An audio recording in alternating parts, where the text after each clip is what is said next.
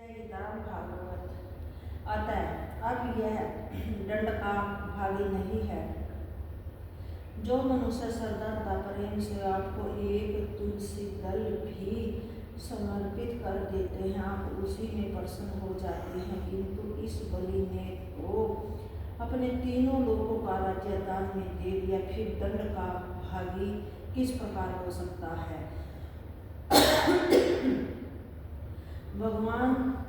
श्री भगवान बोले कि हे ब्रह्मा जी, मेरी जिस पर कृपा होती है मैं पहले उसका धन छीन लेता हूँ, क्योंकि मनुष्य धन के अहंकार में अंधा होकर मुझे भूल जाता है और अनेक योनियों में भटकता रहता है। मेरी अति कृपा से ही उसे मनुष्य योनि प्राप्त होती है। उत्तम कुल, रूप, विद्या, धन, ऐश्वर्य आदि उसे प्राप्त होते हैं।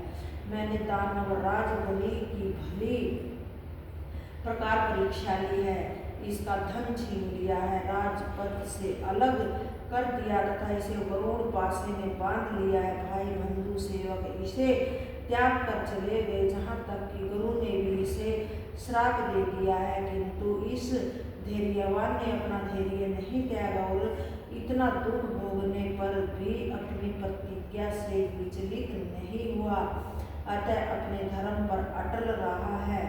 मैं अब इसे उत्तम लोक देता हूँ, जिसके लिए बड़े बड़े देवता भी तरसते हैं। सार्वभौम मनवंतर में यह मेरा भगत इंद्र होगा। अब तक यह विश्वकर्मा के द्वारा निर्मित सुतल लोक में रहेगा। वहाँ पर रहने वाले प्राणियों को मानसिक रोग, थकान, निद्रा नहीं व्यापती तथा कोई भी शत्रु उसे पराजित नहीं कर सकता है। तब भगवान राजा बलि से बोले कि हे महाराज इंद्रसेन, तुम्हारा कल्याण हो। तुम अपने कुटुंबियों सहित सुतल लोक में निवास करो। वह लोक देवताओं के लिए भी दुर्बल है। जो दैत्य तुम्हारी आज्ञा न मानेगा उसको मेरा चक्र काट देगा। वहाँ पर मैं तुम्हारी दुर्गपाल बनकर रक्षा करूँगा। मेरे प्रभाव से तुम्हारे सभी आसुरी भाव नष्ट हो जाएंगे। श्री सुखदेव जी बोले कि हे राजन, जब विराट भगवान ने राजा बलि से इस प्रकार कहा, तब राजा बलि के नेत्रों में आंसू झलक उठे। प्रेम में चिन्ह होकर गदगद वाणी से हाथ जोड़कर बोले कि हे भगवान, मैंने तो आपको पूरा प्रणाम भी नहीं किया है, केवल चेष्टा भर की है। उसी के फलस्वरूप आपने मुझे वह परम पद दिया है जो बड़े बड़े भक्तों को दुर्बल है। आपने मुझ असुर पर अति कृपा की है। श्री सुखदेव जी बोले कि हे राजन, बलि इस प्रकार कह ही रहे थे कि वे वरुण पासे से शीघ्र ही मुक्त हो गए। तब राजा बलि ने पृथ्वी पर लेट कर विराट भगवान ब्रह्मा जी तथा शंकर जी को साष्टांग प्रणाम किया और अपने असुरों को लेकर सुतल लोक को चले गए। तब यज्ञ पुरुष भगवान ने सब लोक का राज्य देवराज इंद्र को दे दिया। जब प्रहलाद जी ने देखा कि राजा बलि बंधन से मुक्त होकर भगवान की आहुति भक्ति प्राप्त कर चुके हैं, तो गद कंठ से उनकी स्तुति की।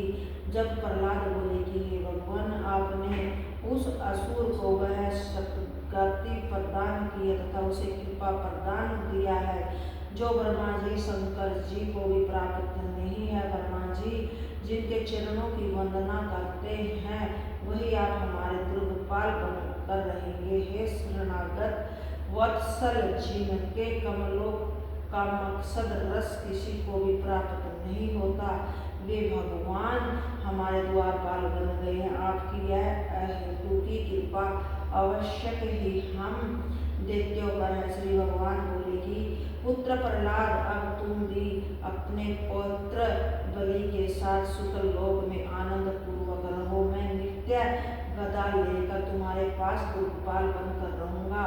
तुम्हें वहाँ मेरे दर्शनों का परम आनंद सदा प्राप्त होता रहेगा। तुम्हारे सब कर्म बंधन नष्ट हो जाएंगे। श्री सुखदेव जी बोले कि हे भगवत प्रहलाद जी ने जो आज्ञा कह कर उन्हें प्रणाम किया, उनकी परिक्रमा करके सुतल लोक को चले गए। तब भगवान ने निकट में ही बैठे हुए शुक्राचार्य जी से कहा कि हे ब्राह्मण, आप अपने शिष्यों को इस यज्ञ को पूर्ण कीजिए। जय गीता।